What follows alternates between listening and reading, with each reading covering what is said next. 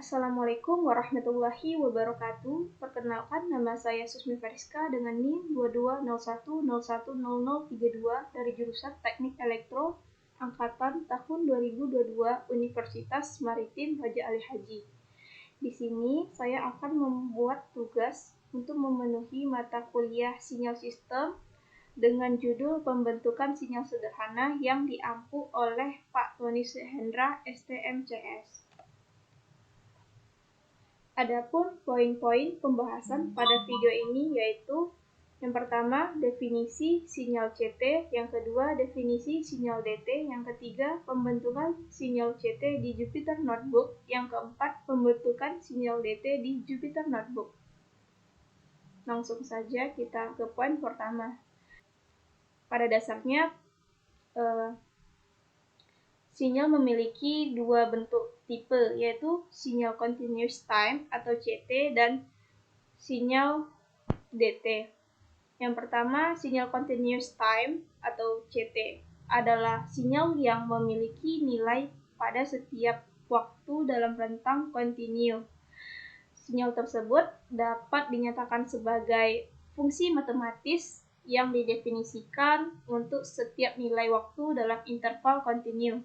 Nah, sinyal CT seringkali ditemui dalam berbagai aplikasi seperti komunikasi, pemrosesan sinyal, sinyal kontrol, dan bidang lainnya. Adapun bentuk matematis sinyal CT yaitu X T sama dengan A dikali sin dalam kurung 2pi Ft tambah fasa. Jadi, F adalah frekuensi dalam satuannya siklus per detik dan T waktu satuannya second dan fasa atau fase ini dalam satuan radian per detik.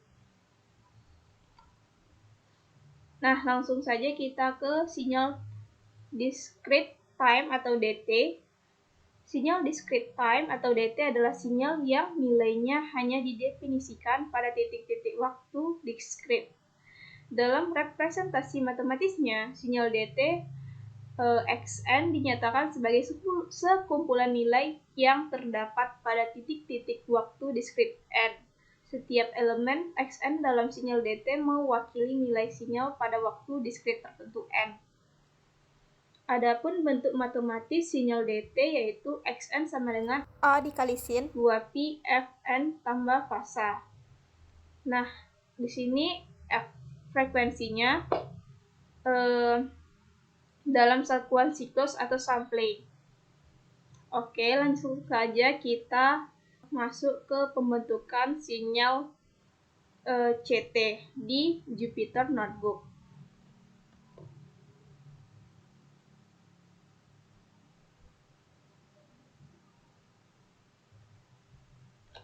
Oke, setelah kita masuk ke web Jupyter Notebook, langsung saja kita melakukan pemrograman.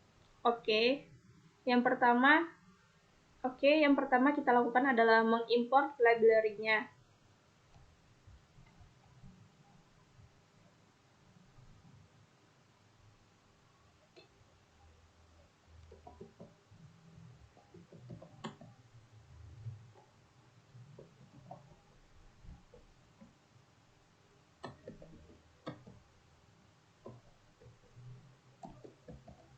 Nah, jadi di sini import NumPy SNP. Jadi mengimport pustaka NumPy dengan nama NP.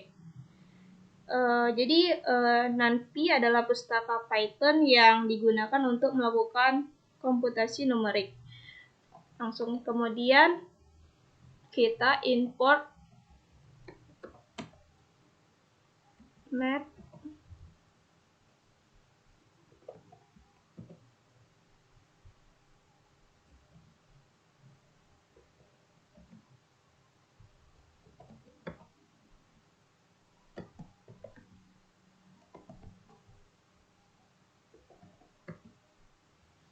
Nah, kemudian kita import matplotlib splp. Nah, mengimport modul pplot dari pustaka matplotlib dengan nama atau singkatan plt. Nah, Matplotlib adalah pustaka Python yang digunakan untuk membuat visualisasi data dalam bentuk grafik, plot, dan lain-lain. Kemudian langsung saja kita cek apakah sudah masuk atau belum.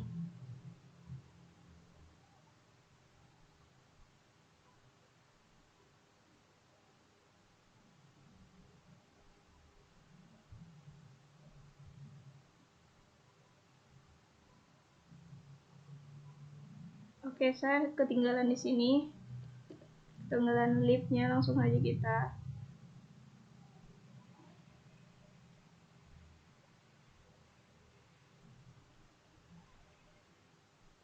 Oke, jadi sudah benar, langsung saja kita masuk ke codingannya.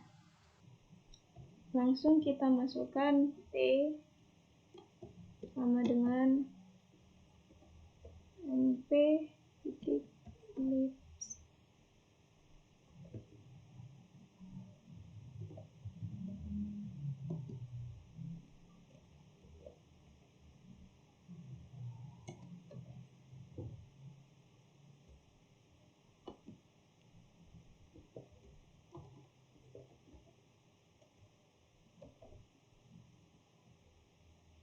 Nah, jadi ini akan membuat array T yang berisi 100 titik secara merata dalam rentang 0 hingga 1 menggunakan fungsi libspace dari numpy, dari library yang tadi. Array ini akan digunakan sebagai sumbu waktu untuk memplot sinyalnya nanti. Kemudian kita masukkan amplitudonya. Di sini saya memakai 1, kemudian frekuensinya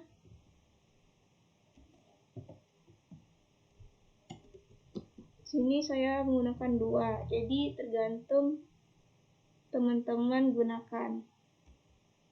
Kemudian fasenya sama dengan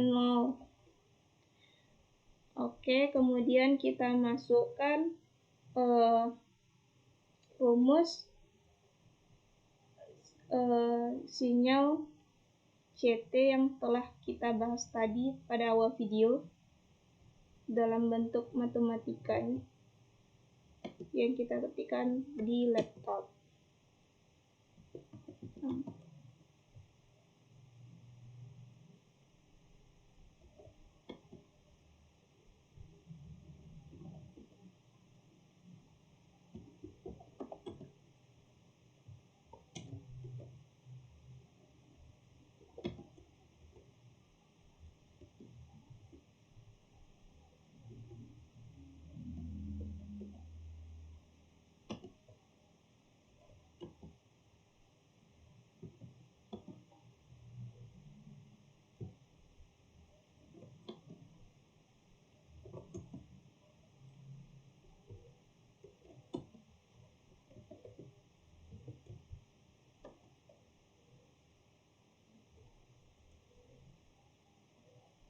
Nah, setelah itu kita membuat keterangan atau memplot sinyalnya.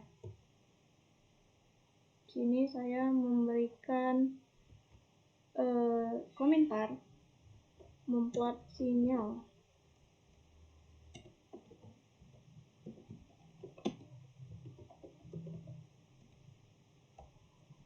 Nah, di sini plotnya berisi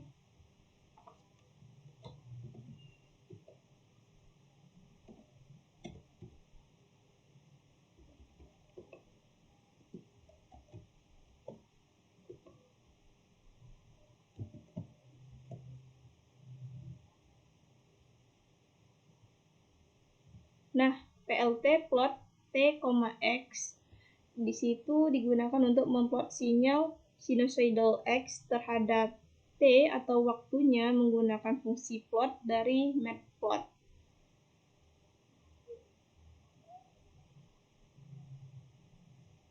Sehingga akan menghasilkan plot dari sinyal sinusoidal yang telah dibuat. Kemudian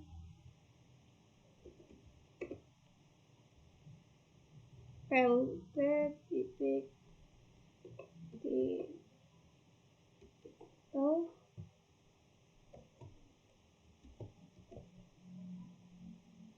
Nah, jadi plt title ini kita membuat judul nantinya di atas grafik sinyalnya.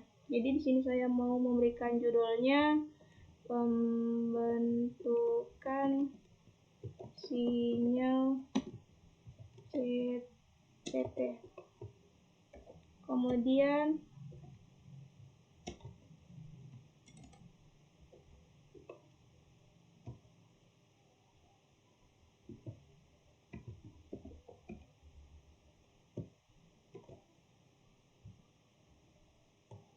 jangan lupa memberikan ya teman-teman, memberikan titik di atasnya, kutip, berikan kutip pada label X. Kita akan memberikan keterangan waktu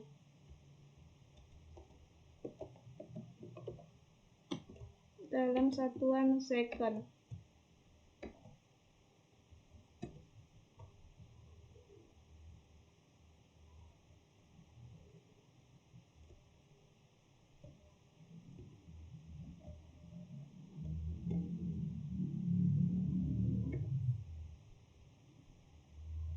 Oke, kemudian plt pada sumbu Y kita akan memberikan label besarnya amplitudo.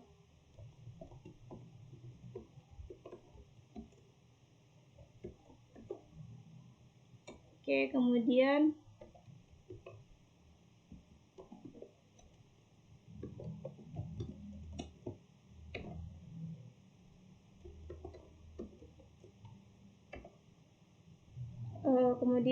plt grid itu digunakan untuk menampilkan grid di atas plot untuk membantu dalam visualisasi data dengan lebih baik. Oke, langsung yang terakhir.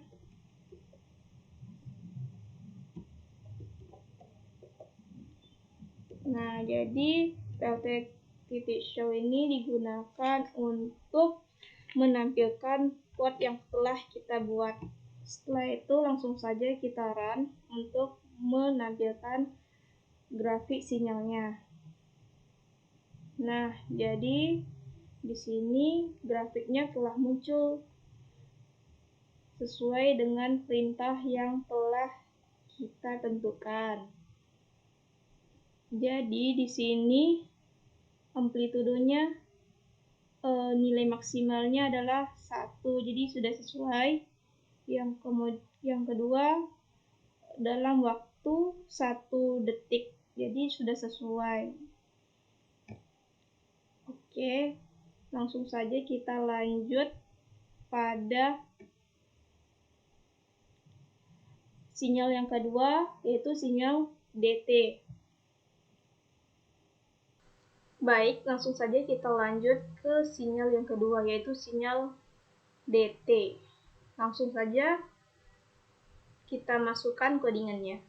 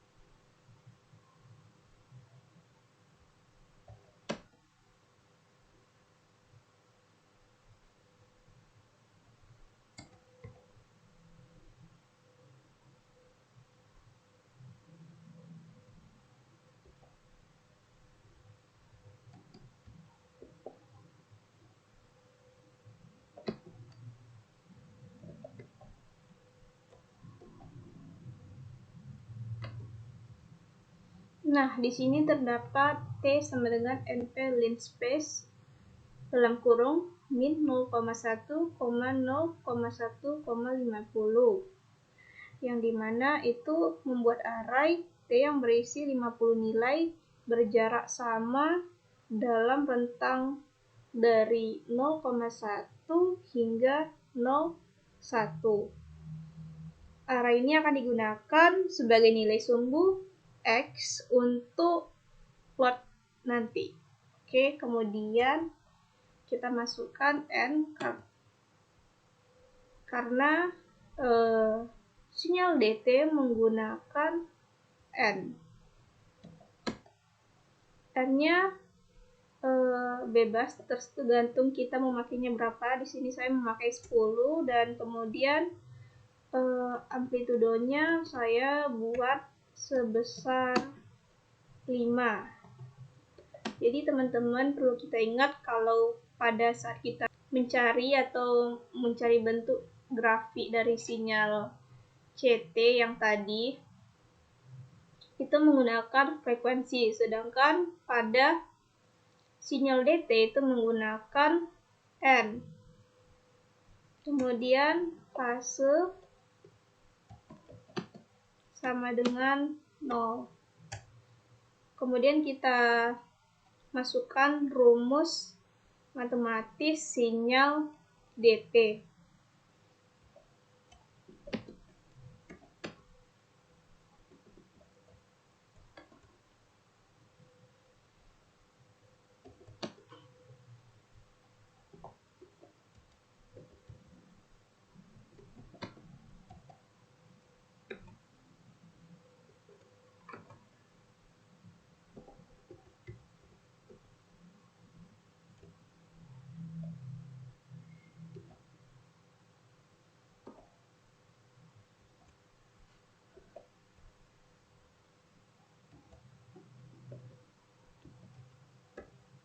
Oke, kemudian kita buat hashtag seperti yang tadi. Saya membuat komentar memplot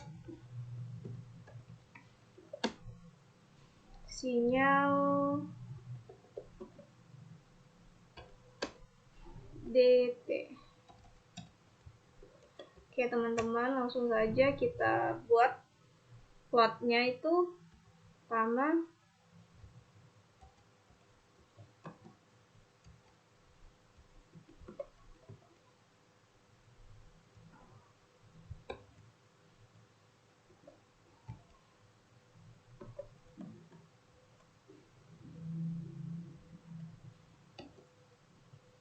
Nah, plot titik stem dalam kurung T, Y itu digunakan untuk membuat plot dari sinyal sinusoidal discrete menggunakan fungsi sistem dari matplotlib.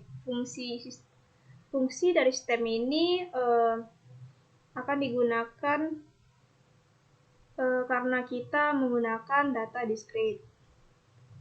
Jadi nanti stem ini digunakan untuk pembentukan gelombang discrete-nya yang akan muncul pada akhir nanti. Oke, kemudian plot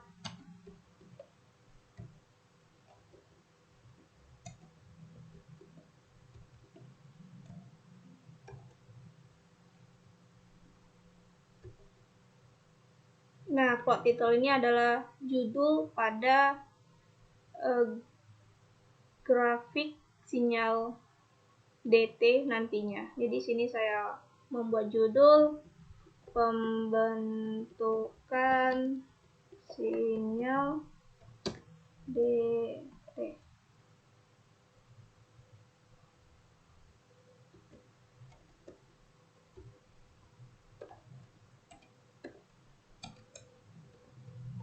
Kemudian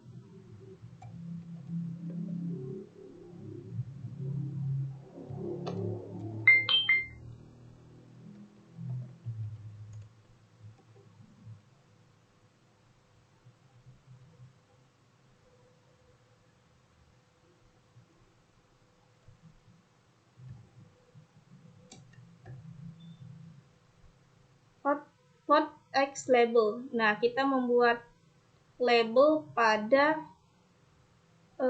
sumbu X atau keterangan di bawah sumbu X itu berupa waktu dalam satuan second. Oke, kemudian kita juga buat keterangan untuk sumbu Y-nya atau label untuk sumbu Y.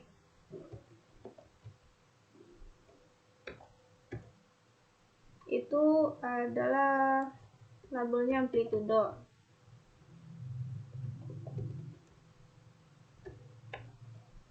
Kemudian kita buat yang terakhir show untuk Jadi PLT show ini digunakan untuk menampilkan grafik sinyal DT. Oke, jadi ketika semuanya sudah dan dirasa sudah benar, langsung saja kita run.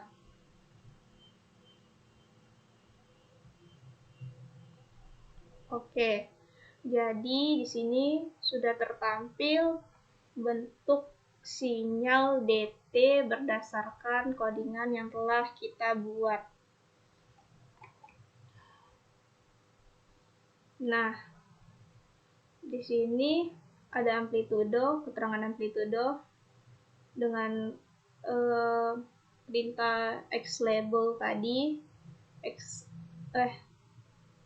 Maksud saya pada label Y itu ada amplitudo dan pada label X ada keterangan waktu dalam satuan second. Kemudian di sini kita menetapkan amplitudo itu dengan batasnya itu adalah 5. Jadi di sini adalah batasnya 5 dan sudah sesuai, di sini juga sudah sesuai. Nah, di sini kita menggunakan waktu sekitar 1 detik ya, kawan-kawan. Nah, jadi kalau pada sinyal DT ini dia hanya menampilkan tampilan sinyal yang kita inginkan saja. Berbeda pada saat kita pembentukan sinyal CT itu menampilkan tiap detik dari tampilan sinyal.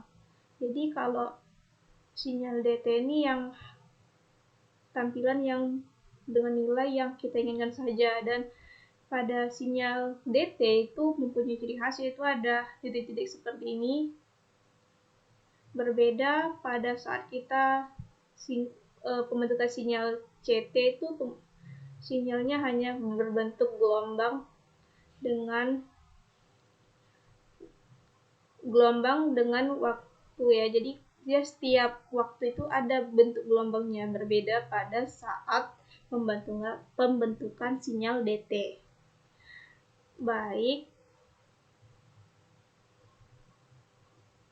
mungkin hanya itu yang dapat saya sampaikan. Kurang lebih saya mohon maaf. Wassalamualaikum warahmatullahi wabarakatuh.